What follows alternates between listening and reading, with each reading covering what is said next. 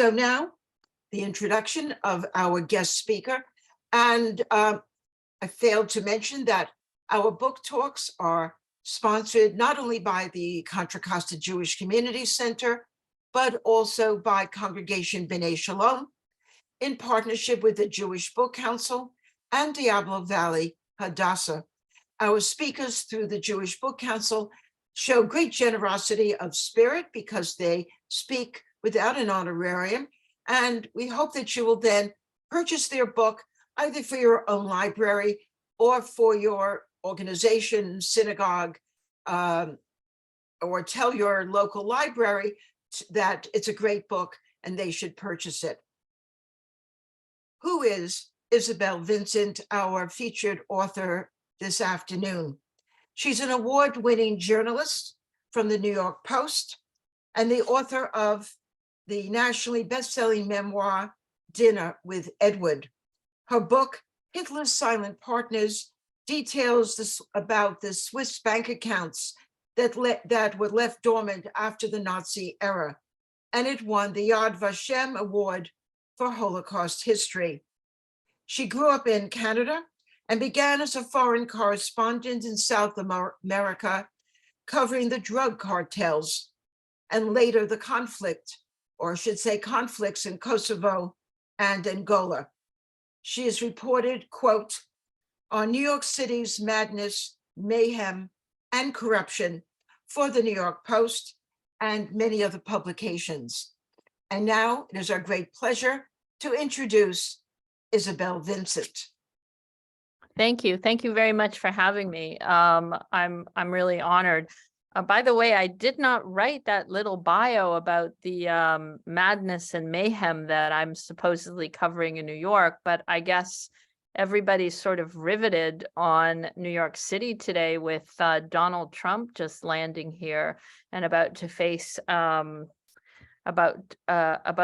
arraignment tomorrow. So I don't have any inside information, but it's awfully interesting. So I'm going to talk about my my latest book, Overture of Hope. And I guess we can go to the first slide, Claire, if you don't mind. Thank you. It's the story of these two sisters, Ida and Louise Cook. Ida, the younger sister, is on the left, and Louise, who was a couple of years older, is on the right. So this is a key year for them because in 1923, 1924, and they're in their early 20s at this point, they discover opera. So opera is very key to this story as well. And so, I mean, for people who don't know the story, in a nutshell, they befriend Hitler's favorite conductor, strangely, and he asks them to help him save Jews, and they save 29 Jewish musicians and opera scholars from the Third Reich. But first a little bit about how they got into this. So in 1923, Louise Cook, who was working as a typist in the law courts, both of them started off as civil servants, and both of them had similar jobs. But in 1923, Louise goes to a lecture about opera, and we can go to the next slide, please. And she discovers the great Amelita Galli-Curci, and she hears, and if there are opera fans among us, you'll know how important this aria is from Madame Butterfly, Un bel di Vedremo. She hears Un bel di Vedremo for the first time in her life on a gramophone, and she comes home and she tells her parents and she tells her sister, I must have a gramophone. So they save up, I think it was like 25 pounds to buy the gramophone. They save up to buy it. They save up to buy a few records, and then they start going to Covent Garden and to the Royal Opera House to hear opera, and they can't afford the regular tickets, so they have to line up for the so-called gallery seats, which are the cheap seats. And among the people that they first hear is Amelita Galli-Curci. Now, her premiere in the UK is not at the Royal Opera House. She comes to the UK with a song cycle, and they do that at the Royal Albert Hall. And just as I was doing my research, and it was a 5-year odyssey, as I was doing my research, I realized, I mean, I had no idea how incredibly famous and loved opera divas were at that time. So, not to mention that when Galli-Curci announced the tour, tickets went on sale and they sold out within hours, for her 4 concerts in London. This is about 1924. But they were the Kim Kardashians of their day. Like, everything they did was chronicled in sort of breathless excitement by the newspapers. I remember reading about how she only took sort of a spoonful of coffee in warm milk to protect her voice. She only, and they were these really nice, chaste things that were told about them. No, even though sort of behind the scenes there was all this scandal. I mean, we live in an age now where scandal sells newspapers. Back then, it was the chaste sort of image of beauty and the voice that was the most important thing. So Ida and Louise save up enough money to attend all 4 of Galli-Curci's concerts at the Royal Albert Hall. And they screw up the courage on her last day to go and wait backstage to get a glimpse of her. And they not only get a glimpse of her, they actually meet her. And they say to her, well, where can we hear you sing opera? We're just so in love with what you've done. And Galli-Curci says, well, I only sing opera at the Metropolitan in New York City. And so Ida and Louise sort of turn to each other and say, okay, we're going to go to New York City, but it may take us a while. And Galli-Curci says on the spot, well, if you make it there, then you'll have tickets to all of my performances. So it takes Ida and Louise 2 years to save the money to buy ship's passage to New York, to make enough money for the hotel and the ship to go hear Galli-Curci sing. And while they're on the ship, they meet people who are going to New York City and who are enthralled by their story. 2 clerks, two clerks stay for 2 years to go to New York City to hear an opera singer. Well, by the time they get to New York City, that story is on the front page of the New York Times. And the opening paragraph is sort of immortalizes them as Ida and Louise Cook, 2 members of the British working girl class, blonde, I mean, it was really funny to see this when they arrived in the city. And I was looking through the old the New York Times archives. So they go to all of the concerts and they become very good friends with Galli-Curci and her husband, her accompanist, Homer Samuels. Now, the reason I'm telling you this early story is because not only does it tell you how obsessed they become with opera, but it shows a level of sort of, if there's nothing that's going to stop them once they put their minds to it. And this is going to be important for their work helping refugees escape from the Third Reich. Nothing stops them. Closed borders, people telling them that it's impossible to save people. They just approach it as they did as very young women who wanted to hear opera in New York and decided, okay, we're going to go without our lunches and we're going to save £1 a week in order to be able to do this. So it shows their level of dedication and sacrifice, which are attributes that help them later. And yes, thank you for going to the next slide. We can go to the letter. So they become pen pals with Galli-Curci. And this letter was found at the archives in London, at the Victoria and Albert archives, where Ida and Louise Cook's papers are stored. And when I started research in 2017, I found this letter. And in this letter were the autumn leaves that Gali Curci had enclosed. You can see the date there is 16 October 1931. And she's writing from the Catskills in New York, where she has this fabulous home with an opera studio. And she's inviting at that time a very famous yogi from India to help her with breathing and being calm in order to do her opera exercises. And she invites Ida and Louise on their subsequent trip to New York City. So once Ida and Louise go to New York City and they land there in 1927, 2 years later, again, it takes them 2 years to save the cash. They go back. And they've now become very good friends with Gali Curci and her husband. So let's go to the next slide, please. This is a slide of Clemens Krauss, the Austrian conductor, who they meet shortly after they meet Gali Curci. Now, Clemens Krauss is a very ambitious young conductor. He's a protege of Richard Strauss's. He's trying to make his way through the upper echelons of the opera world. And he sees a great opportunity when Hitler comes to power in 1933 and starts to dictate what operas can be staged in Germany.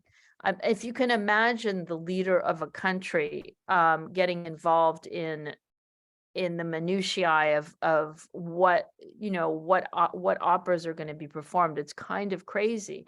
But this is what Hitler did. So conductors who were Jewish, operas that were modern and so-called degenerate, were suddenly banned. And so Clemens Krauss sees this opportunity where all of these conductors, they're either the Jewish conductors and the modernist conductors, they're either leaving their posts or being fired and told to leave. So he starts making his way up the ladder of German classical music.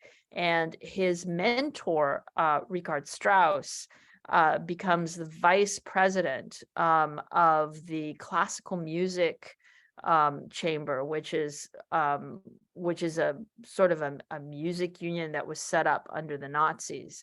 And Furtwängler, the great German conductor, was the head of that. Strauss's whole view of the Nazis was, well, I've made music under many different regimes in Germany. The Nazis are just this passing phenomenon. But what happens with him, and I'm talking about Richard Strauss, is that he criticizes the Nazis in a letter that he sends to one of his librettists, a man named Stefan Zweig, who was an Austrian Jew and a very prolific writer. He was an incredibly best-selling author in the 1930s and the 40s. He leaves Austria. He goes to London, then he goes to New York. He finally settles in outside of Rio de Janeiro in Brazil. And a letter that Strauss sends to Zweig is intercepted by Nazi censors, in which Strauss is making fun of, the hierarchy of the Nazis, and that does it for him. He's fired from the music chamber. So this is Clemens Krauss, and it's rather moody. He was a very arrogant, moody kind of guy, as you can see from this photograph. We can go to the next slide. Clemens Krauss is married to this woman, Viorica Ursuliak, and she is a leading soprano. She's Richard Strauss's favorite soprano. And in 1934, she and Krauss are in London, and they're performing Arabella at the Royal Opera House. So we can go to the next slide, please. So This is a very important picture. This is outside the Royal Opera House in Covent Garden. Ida Cook hears through the crowd, and you can see in the background there's little stools. There's these little canvas fold-up stools. So what they would do is that in order to hold their place, they would put a stool there. Like Ida and Louise would come early in the morning. They would put down a stool, they'd go to work, they'd come back at lunch, they'd sit on their stool, and then at the end of the day, hopefully they made it, to the front of the queue where they could get their gallery seats. So on this particular day in the spring of 1934, they see Clemens Krauss and his wife, and Ida gets up the nerve to approach them and asks if she can take their picture. But she's so nervous because she's heard that Krauss is really imperious and arrogant. People, when they ask for his autograph, he's often signed, another famous composer's name. So she very tentatively takes a photograph. But the first photograph she takes, because she's so nervous, is out of focus. So she goes back, she screws up her courage to go back a few days later, and she takes this photograph, which gives her an excuse then to sort of follow them to Salzburg, where they are going to be performing at the Salzburg Festival in July. So they first meet them in the spring of 1934, and then they hear that they're going to be at Salzburg. So they say, okay, we're going to Salzburg, and they make copies of the picture with the intent of going to find them. So 1934, as they're on the train making their way to Salzburg, there's news that the Chancellor of Austria has been killed by Nazis in his office, and there's news that perhaps the borders will all shut down. And Ida and Louise are on a train, and this gives you a bit of their character. People on the train are saying, well, I'm not sure that the border to Austria is going to be open with all this stuff going on. And Ida and Louise just sit up, and Louise says, well, the man from Cook said that we would be able to get through, and we're going to get through. So Cook's being the very venerable English travel agency that they use to book their trips. And they do make it to Salzburg. There are, soldiers all over the place. It's pretty tense, but Ida and Louise go looking for these two people, and they find Viorica, the wife, walking along the river, and Ida just happens to have a copy of the photograph in her purse, and Ursuliak can't speak English, but somehow the sisters make it known that they want a signature, they want an autograph picture, and so she says, okay, I'll take it and you can pick it up at my hotel. Well, the next time they see Ursuliak, she's with a woman named Micha Meyer-Liesman, who is an opera scholar and a Jew, although Ida and Louise don't know this at that point.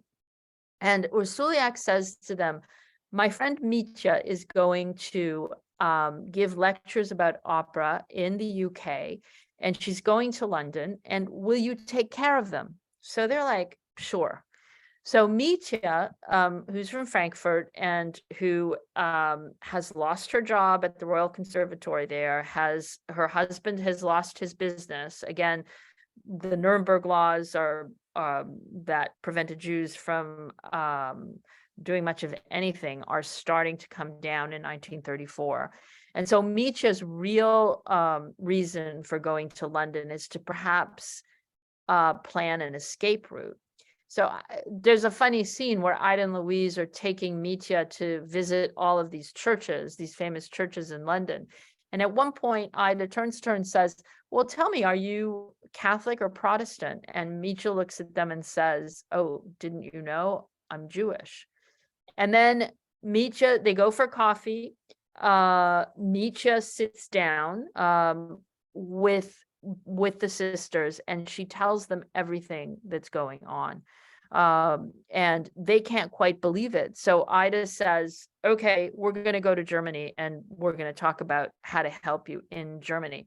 Now, I should mention here that Ida has suddenly started to do articles. So she's left her position as a clerk, and she's doing these romantic serials in newspapers. Again, I want to just go back a bit. These are two spinster, and this is the word that they use to describe themselves. So unmarried sisters who live with their parents, who live at home with their parents and their brothers, in their mid-20s at this point, who are part of a generation of women known as surplus women, because after the First World War, something like 750,000 British men were killed in that conflict. So you had many more women than men at that time. And Ida addresses this in a memoir she writes. She says that,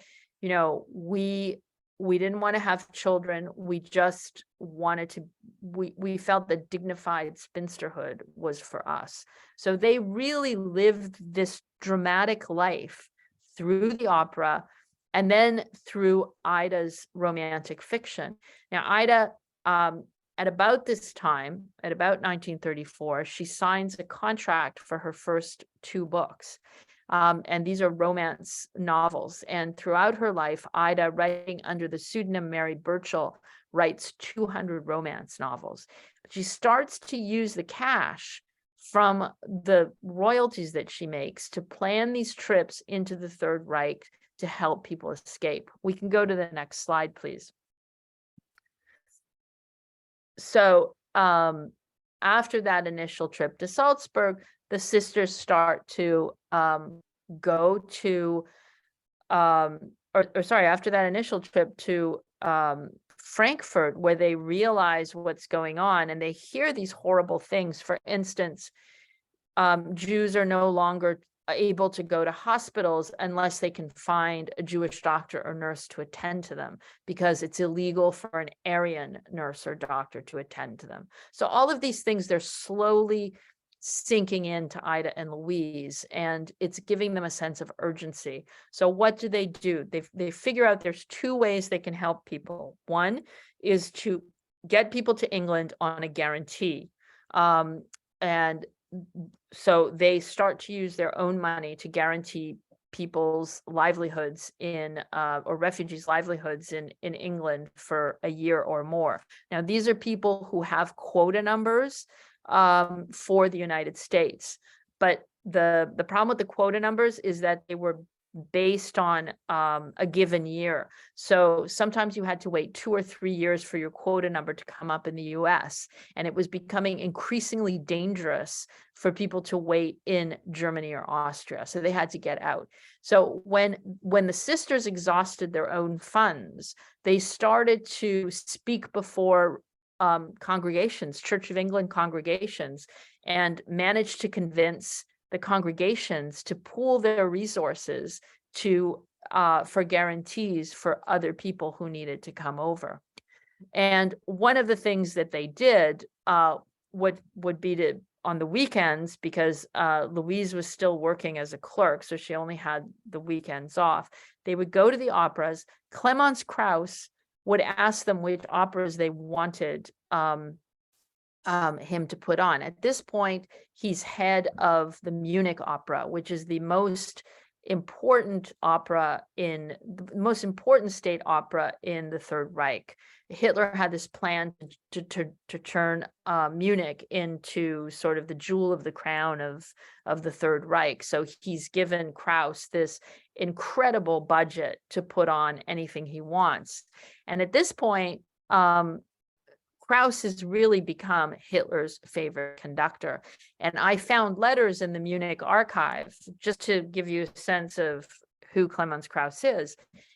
I found letters that he wrote to Hitler's secretary, Martin Bormann, saying, can he please have the Jewish apartments?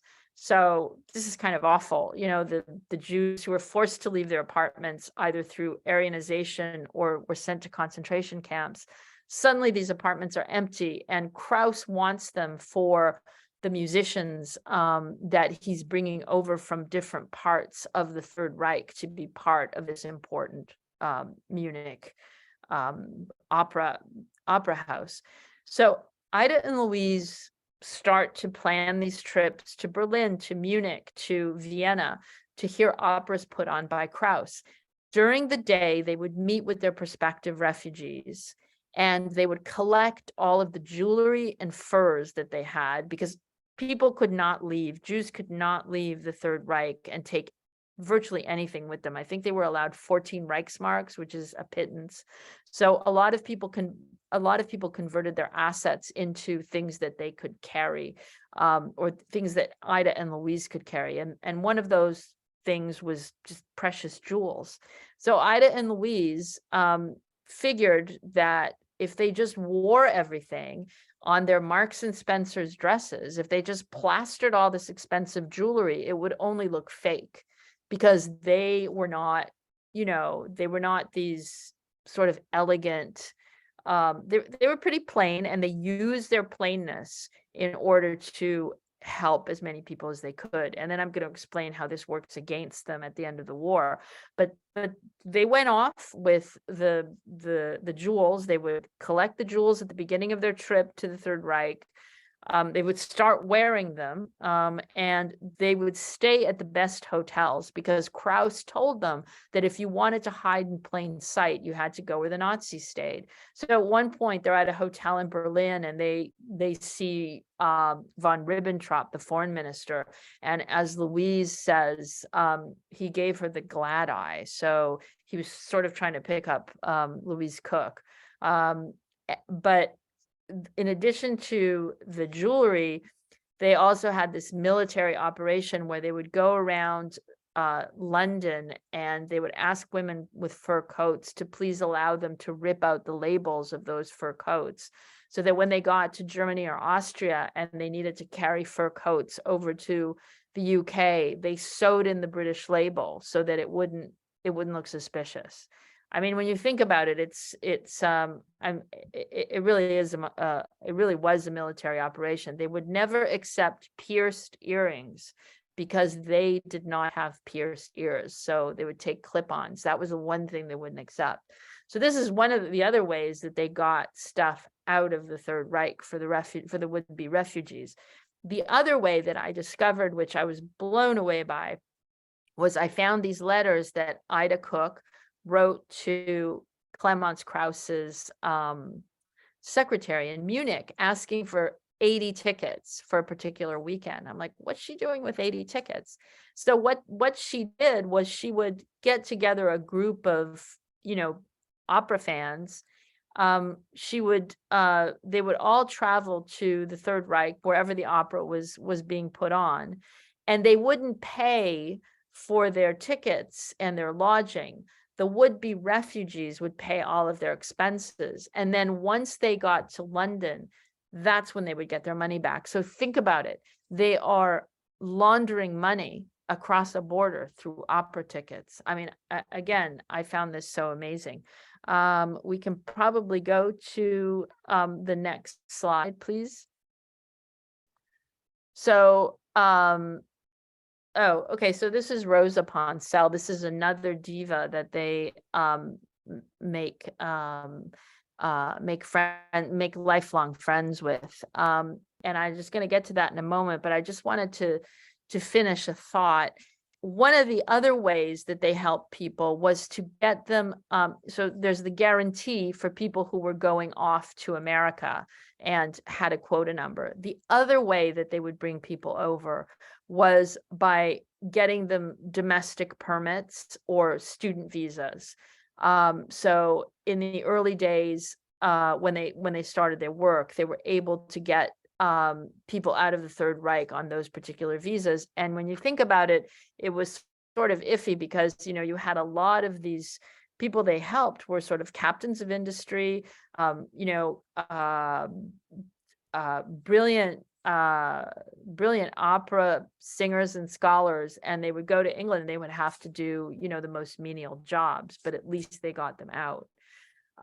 So I'm going to fast forward a little bit to the end of the war. Ida and Louise are stuck in England during, and it's horrible during the Blitz and the bombings. And at one point, Louise is sent by her office to go work in Wales. Ida becomes an air raid captain. So she goes into the shelters, the air raid shelters every night and helps people. And during the war, they often think of this woman, Rosa Poncel, who they had seen again at the Royal Albert Hall in 1929. And Rosa Poncel's was an American opera singer, one of the great divas of the Metropolitan Opera. And this particular aria, Pace Pace, is from La Forza del Destino, is particularly important to this story, because Ida and Louise make themselves a promise during the war that if they make it through, they are going to track down Rosa Poncel, and they don't know her. So it's not Amelita Gali Curci. They haven't met her. So at the end of the war, Ida reads that Rosa Poncel has married one of the sons of the mayor of Baltimore. So she sends her a letter, and on the envelope she writes, Rosa Poncel, Baltimore, USA, and it magically gets to her. In the letter, she describes everything that she meant to the sisters and how they would think of her during the worst times during the war, and how the prospect of hearing her voice again really moved them forward. So magically, Rosa Poncel sends them a telegram after she receives this letter, and she says, shall we set up a call? So they set up a phone call, again, in the days when it was a real effort to set up a transatlantic phone call. On the anniversary of, I think it was like May 29th, 1929 was Rosa Poncel's debut in London. So they set up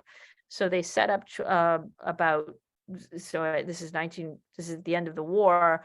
So I think it's a year after the end of the war, they set it up on the same day, the phone call.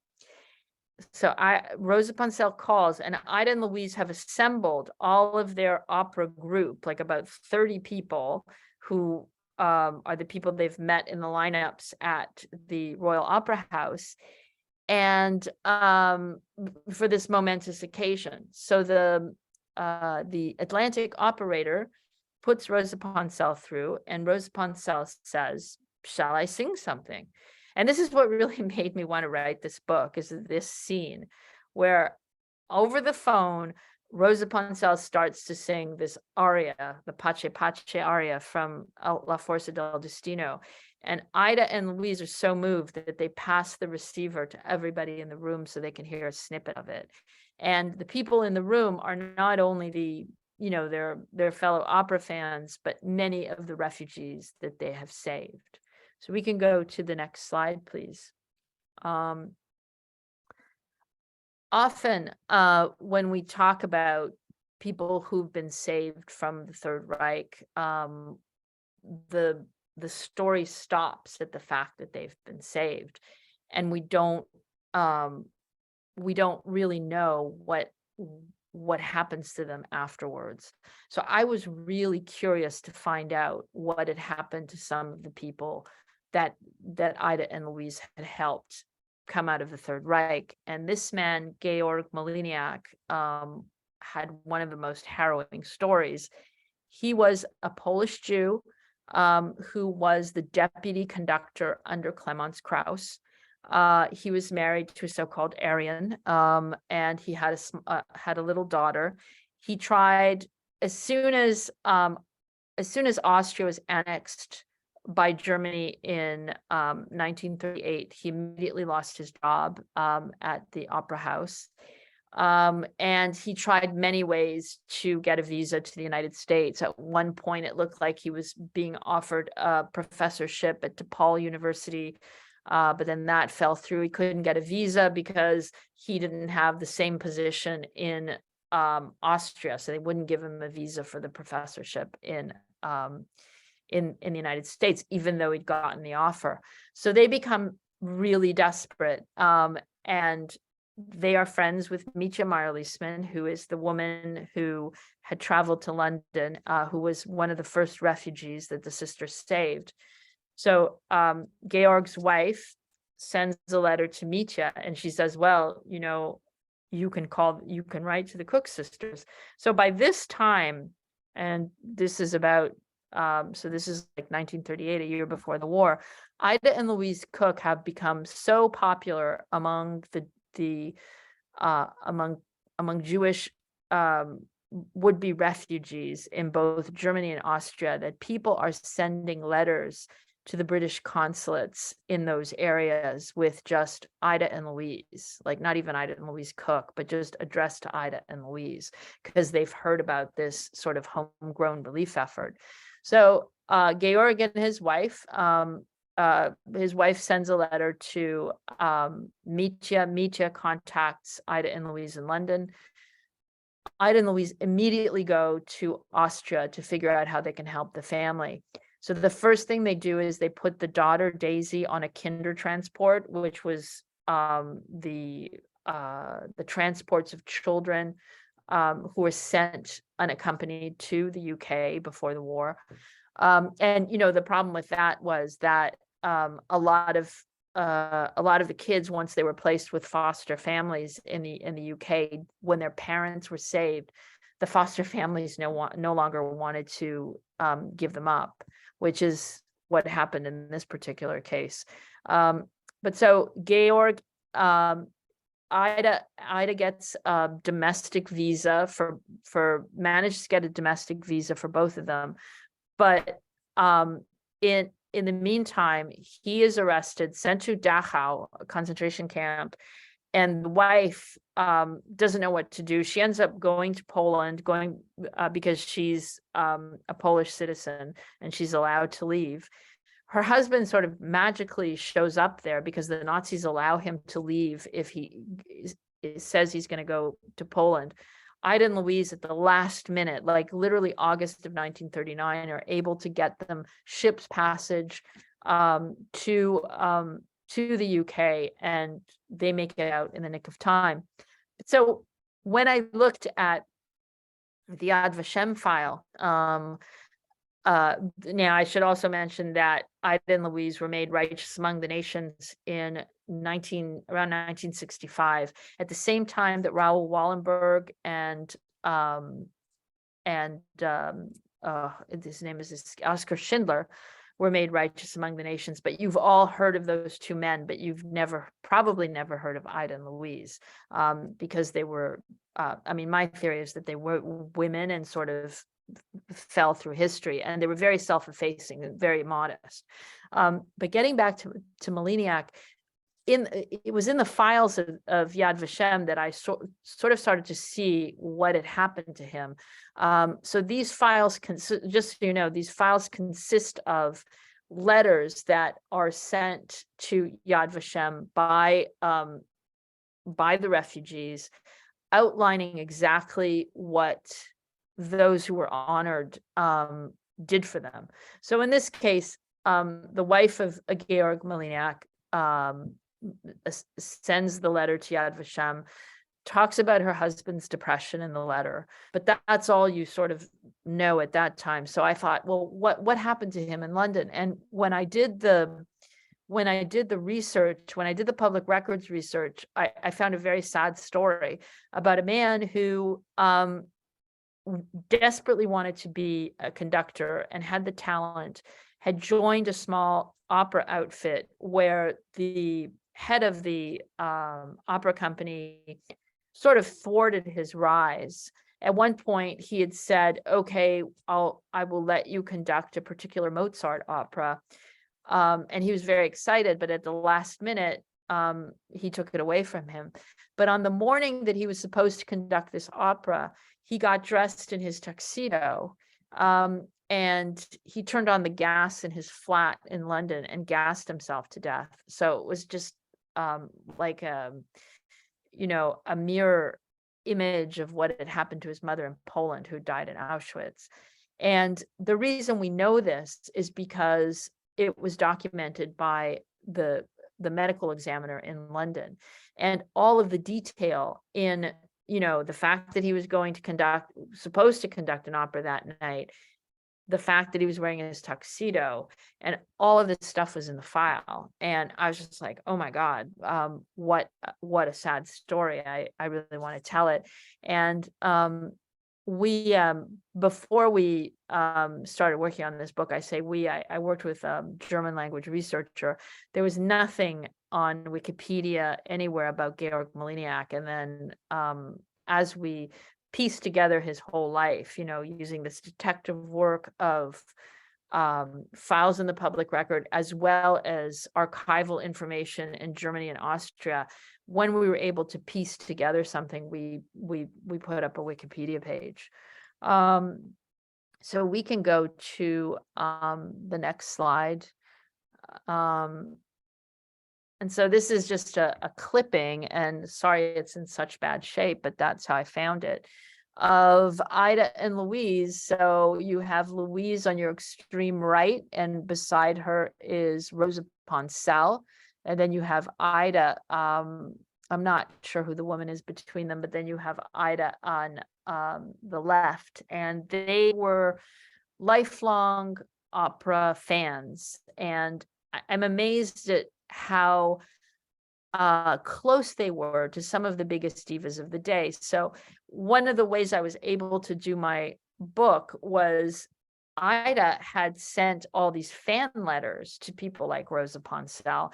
And in those letters, she outlined everything her and her sister were doing. I mean, these letters were pages and pages long. I don't know how she had time to write 200 novels and also write these like incredible letters. But I found the letters among the papers of many of these opera stars. So the Rosa Poncel papers are at the New York Public Library's Lincoln Center Performing Arts Library, and there's a file with Ida Cook letters. Ida Cook wrote to Tito Gobbi, the great Italian opera singer, and her letters are among his papers at the Tito Gobbi Foundation in Rome.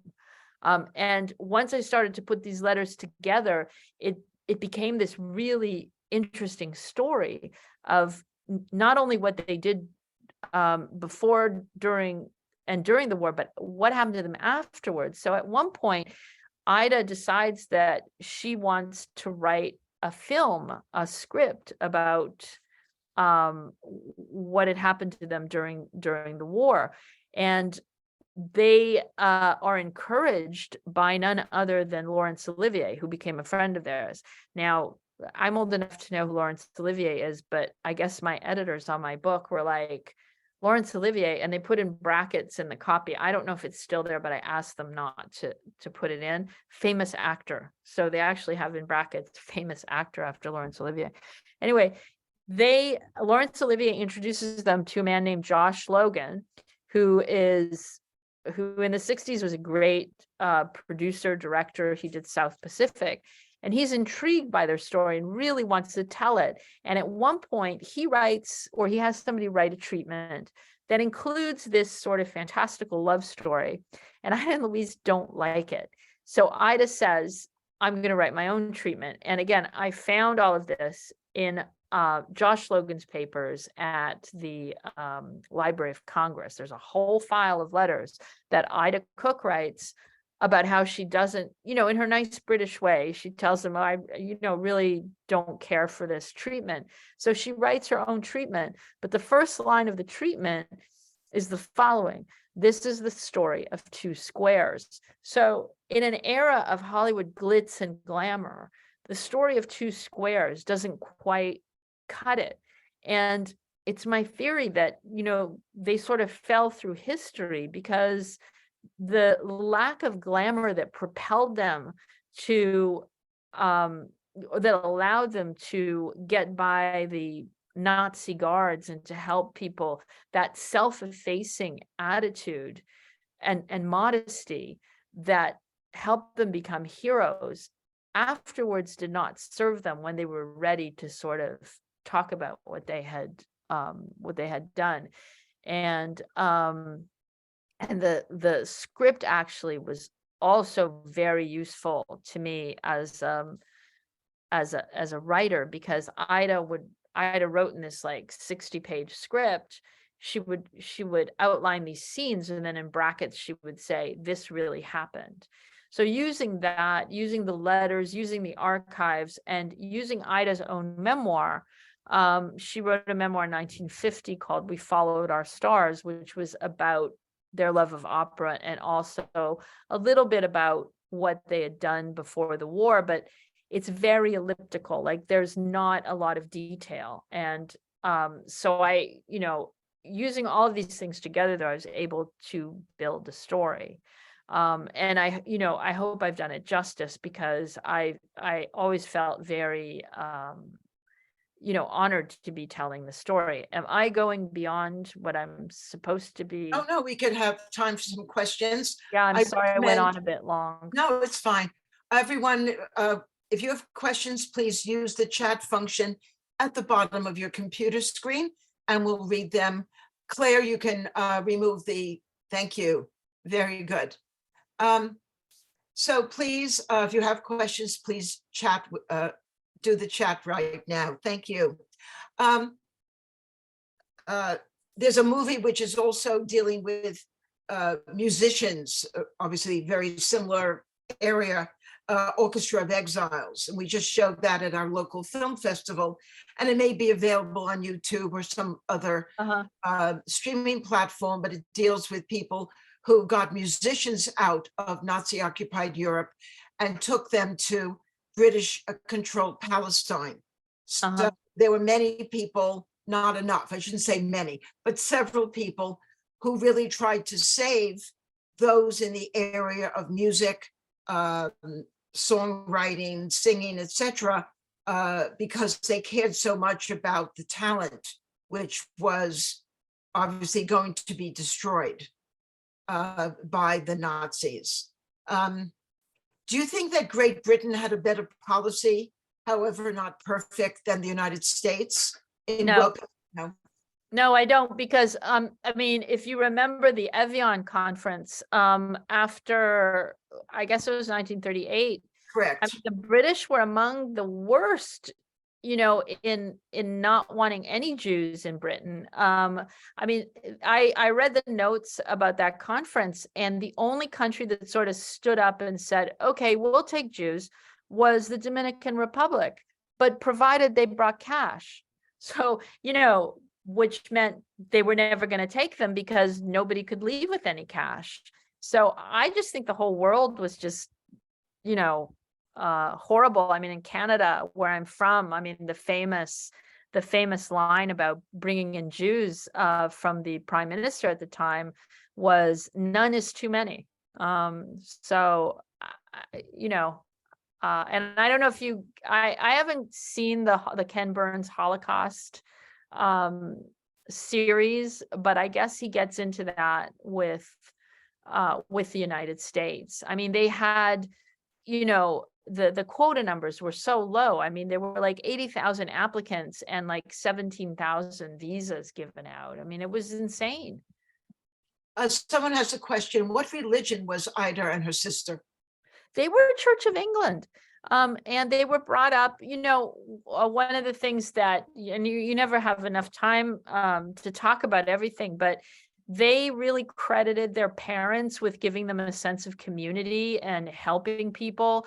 And one of the things I meant to add was that when the refugees came to the UK, like they all lived at a little studio, a little one-bedroom apartment that the sisters rented in central London. So the sisters lived with their parents, but they had this little apartment for like opera parties. And so at one point there were 15 refugees in a one-bedroom apartment. And then after the war, when the first refugee, Mietje Meyer-Leisman, falls on hard times, she loses her job at a private school teaching music, Ida and Louise are there to help them. It's like, anything you need, come back and live at the apartment. We'll lend you money. We'll give you money. So their help never stopped. And that's one of the things that Yad Vashem was very clear about, is that they didn't stop with just bringing them over. It continued for the rest of their lives. Any other questions?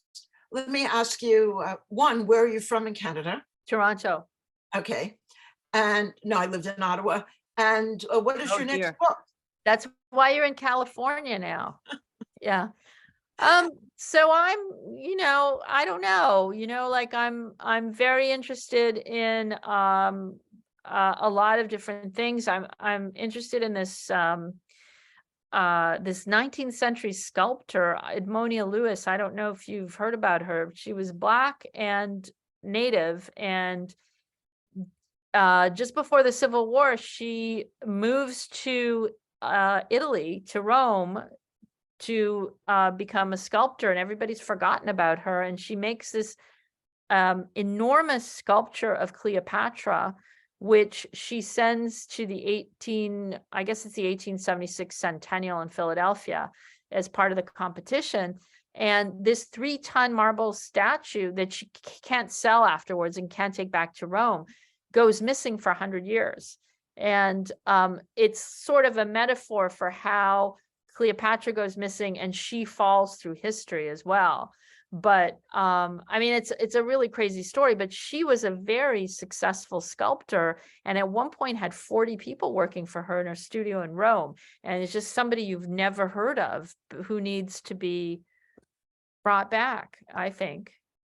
Well, I want to thank you, everyone. This is a book that really should be not only in your own library, but also at a synagogue or a day school or whatever, a local library. And I want to thank you so much for your generosity of spirit, Isabel, for sharing the story with us. It's a great read, and we wish you the best on your next book. Thank you so much. It's an honor for me to thank you for including me. I really appreciate it. And again, from all our sponsors, wishing everyone a wonderful holiday period, and be well and go and read a book. Happy Passover, everybody. Yes. Thank you so much. Bye. Take care. Bye-bye.